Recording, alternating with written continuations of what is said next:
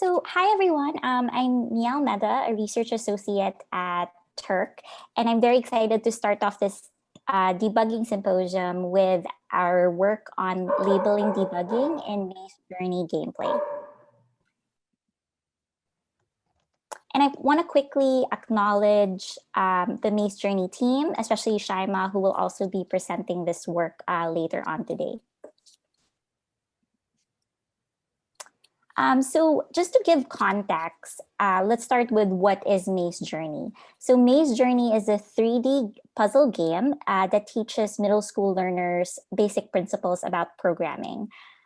So it does that by asking students to type in instructions in the programming space, as you can see on the right side here. And it translates that by moving different objects in the game space. So you can move different objects such as the stairs to get the key, and you can move the statues, move them around in order to light up the fires and then be able to obtain the key from there. And you can move these different objects by using specific commands in Maze Journey. So what is TERC's role here? Now, TERC was able to develop a playback tool that allows us to watch the gameplay videos of players, what they were doing in the game space and what they were doing in the programming space. And as a labeling team, we met a lot and discussed and watched 11 levels of 30 middle school learners.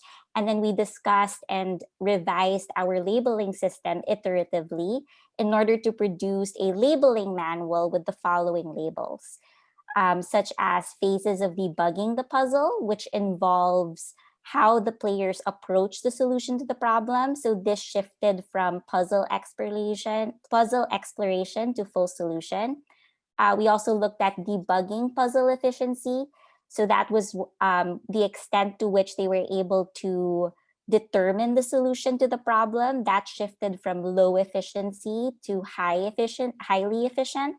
We also looked at phases of debugging the code, and that involved looking at how they approached their debugging or how they wrote the code. So whether the player fixed all of the bugs, some of the bugs, or none of the bugs. And similarly, we also looked at debugging code efficiency, and that looked at the extent to which they were able to correct the mistakes in their code. So again, shifting from not efficient to highly efficient. We also looked at coding writing strategies, and these involved moment-to-moment behaviors, such as whether they were rerunning code with and without error messages. And then finally, we looked at the use of intended coding constructs. So whether the player used most of the constructs, some of the constructs, or none of the constructs that were intended for the level, such as the for loop, or if they use the if and then statement. So here's an example of some gameplay screenshots, but this again is a video in the playback tool, and how we would label this specific player's gameplay. So as you can see in the first two scenarios, the player was able to get stair 3, and stair 2 correctly, reaching a partial solution, which is why it's coded as such here. And in the last scenario, they were able to get stair 1 correctly, reaching full solution. We also noticed that throughout the round, this player seemed to move away from the solution sometimes. This level is particularly tricky because stair 1 actually should be here and stair 3 is here. So it's a pretty tricky, challenging puzzle because you have to move around the space in order to be able to do that. And we noticed that the player was moving away from the puzzle solution. And so we coded that as somewhat efficient. Now, moving on to phases of debugging code, at some point, the player was received a syntax error. And so this is why there's an error message labeled as such. But the player was able to quickly fix this bug by capitalizing the D in line 5 over here, which is also red. And so we labeled this as bug fixed before progressing into code completion. And then moving along to debugging code efficiency, because the player was able to determine what the error was and was able to fix the error quite quickly, the debugging code efficiency was labeled as highly efficient. We also noticed in terms of their moment-to-moment processes, this player reran the code with the error message before actually fixing the bugs. And then finally, we noticed that the player did use all of the intended constructs as intended. The player was able to use moving the stairs in order to get the key. Awesome. So that was actually perfect. Do you have a couple? I know that we didn't get a chance to go through all of your slides, and I think that's going to be likely the case. So let's have a couple of questions. And Alexis, I don't know if you can monitor the Menti. And then I'll monitor the chat.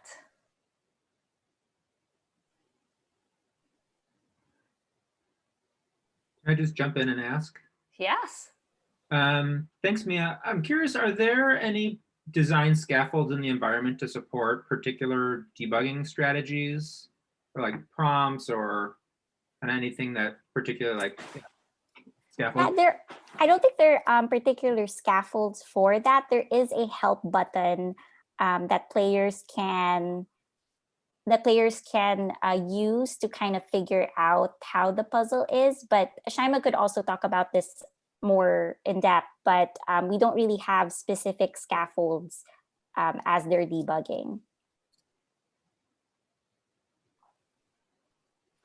Oh, what was students' prior experience with the environment? Here, there's some that played Scratch, but I would say that in general, these middle school learners were beginner novices.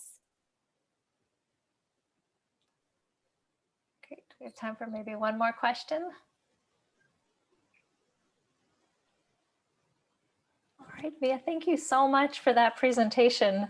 Like we said, it's all going to be online. So I think sometimes it just takes some time for us to also think through all of these. And then thank you for also introducing yourself. So for others too, as you start, it'd be wonderful, even though we have your bios, for you to introduce yourself.